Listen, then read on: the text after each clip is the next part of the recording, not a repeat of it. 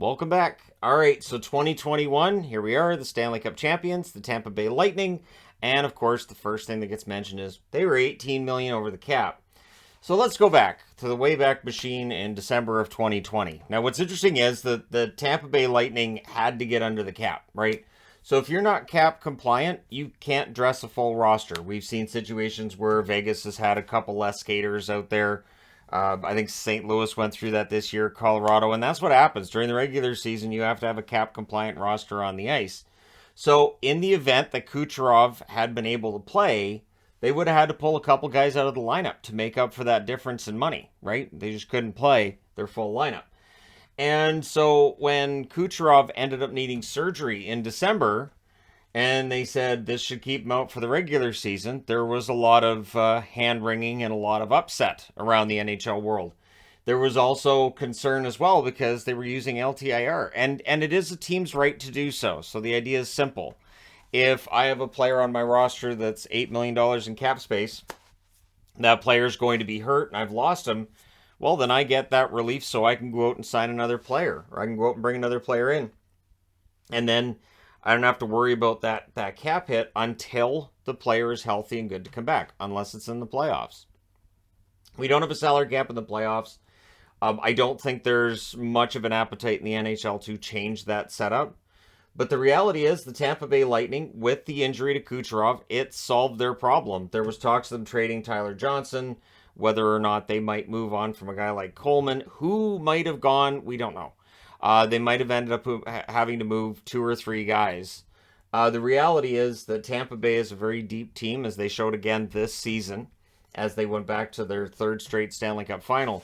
And the other part that always got me too was that people talk 18 million, 18 million, 18 million, but Gaborik and Nilsson never played a game for Tampa, and they were a big part of that.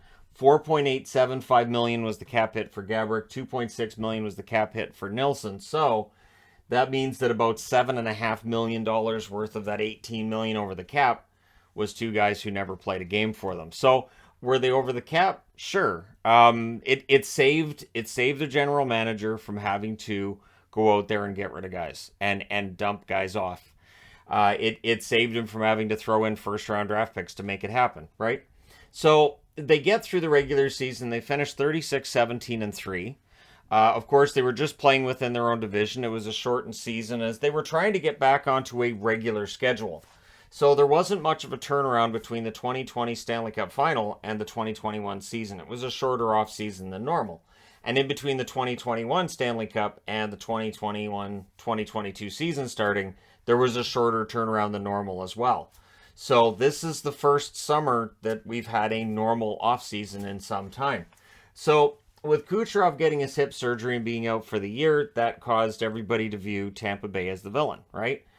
So they go into the first round against Florida, and lo and behold, Kucherov's back for that first game. And they end up beating Florida in 6 games in that series.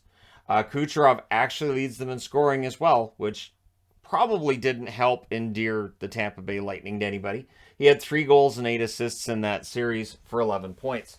Vasilevsky went 4-2 with a .929 save percentage, and that was the worst save percentage he had in a series in the playoffs. The interesting thing with that series, too, was that Florida, at points, looked like they might be able to maybe pull off the upset over the Tampa Bay Lightning. It doesn't end up happening, though. And even though they had home ice advantage, it would have been an upset if they'd knocked off Tampa, the defending Stanley Cup champions.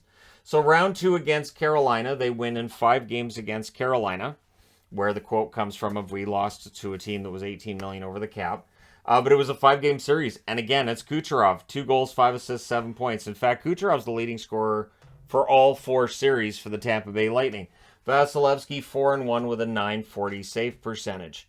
So Vasilevsky's numbers have gotten better, and then we get to the semifinals. Now, they beat the Islanders in 7. Did they have extra players on the ice when they got the game winner in Game 7? Yep.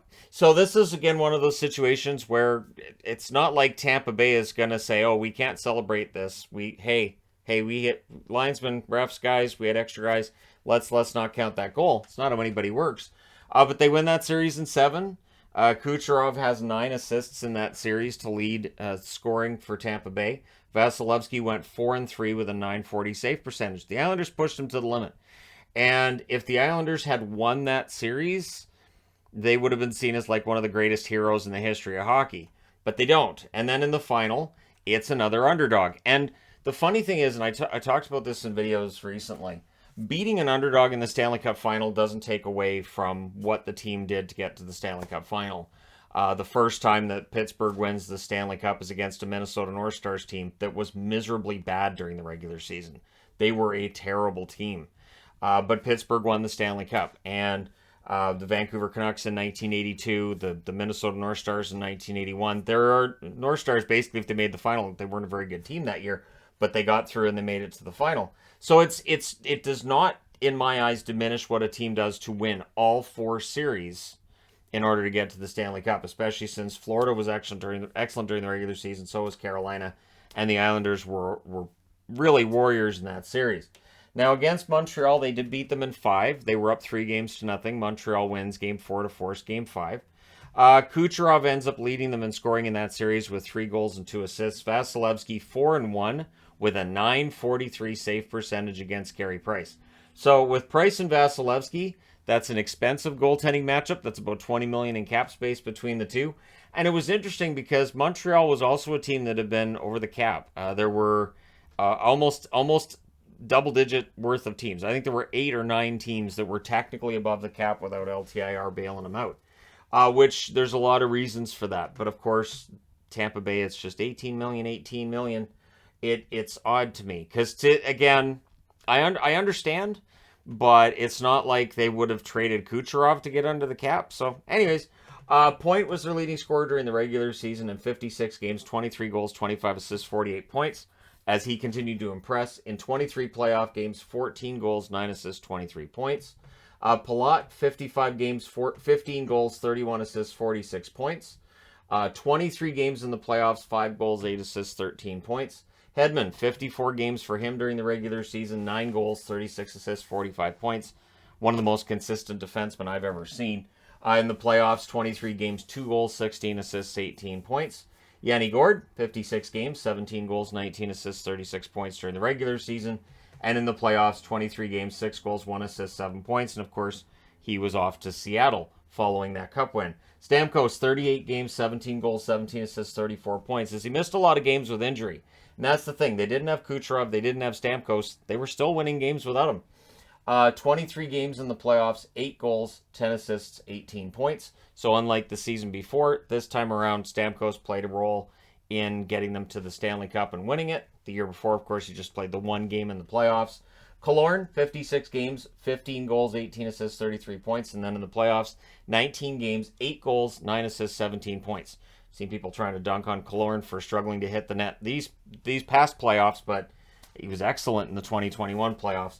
Coleman, 55 games, 14 goals, 17 assists, 31 points. In the playoffs, he adds 3 goals and 8 assists in 23 games before he would go to Calgary. Sergachev, 56 games, 4 goals, 26 assists, 30 points. In 23 playoff games, he added 3 assists. So Sergachev, these playoffs that we just finished not too long ago, Sergachev really did hit that next level. Cirelli, 50 games, 9 goals, 13 assists, 22 points for Cirelli.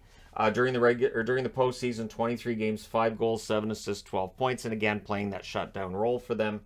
Tyler Johnson, who is about to be on his way to Chicago, 55 games, 8 goals, 14 assists, 22 points, but in the playoffs, he also adds 4 goals, 3 assists over 23 games. Vasilevsky plays every minute. It's what he does.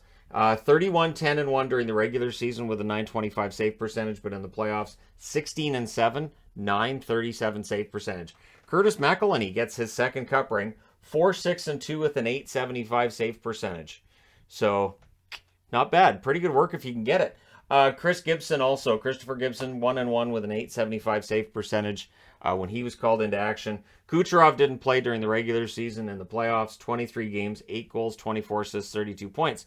And I remember saying at the time, you know, if Kucherov comes back and he looks really dominant, it's going to look worse.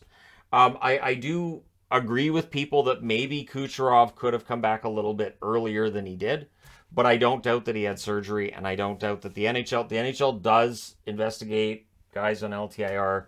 They do have physical checkups regularly with this, And so, yeah, Kucherov comes back for the playoffs and leads the team in scoring, which, of course, everybody liked. And Kucherov didn't care. To his credit, Kucherov, beer drinking, wearing a shirt that says 18 million over the cap, not concerned. It didn't bother him in the slightest because they won the Stanley Cup. If they had lost, again, if they had lost against the Islanders, if they had lost against Florida, the narrative then would have been, see, they cheated. They were 18 million over the cap, and they still weren't good enough to win the Stanley Cup.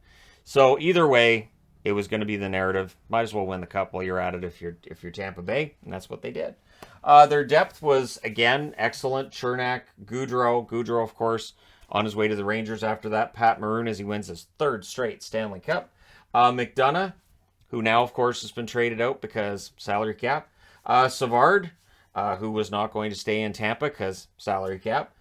Colton, who now is going to, I would think this coming season for 2022-2023, play a more expanded role for Tampa as guys leave, then the younger guys come up. Matthew Joseph, who is now in Ottawa. Luke Shen, who's now in Vancouver. And Jan Ruda, who's moved on as well. So for the Tampa Bay Lightning, this was their most recent Stanley Cup. May very well be that last Stanley Cup.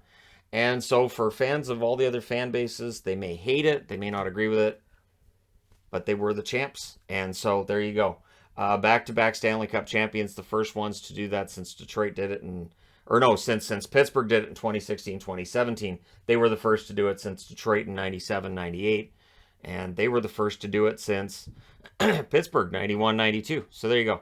Let me know your thoughts in the comments section below, as always. And yeah, 18 million over the cap. We know. We got it. I remember. But anyways, there you go. Stanley Cup champs, Tampa Bay Lightning. Let me know your thoughts. Hit like and subscribe if you're browsing your way through. You just happened upon this video. And hey, thank you guys so much for watching, for all your support. I will talk to you again soon.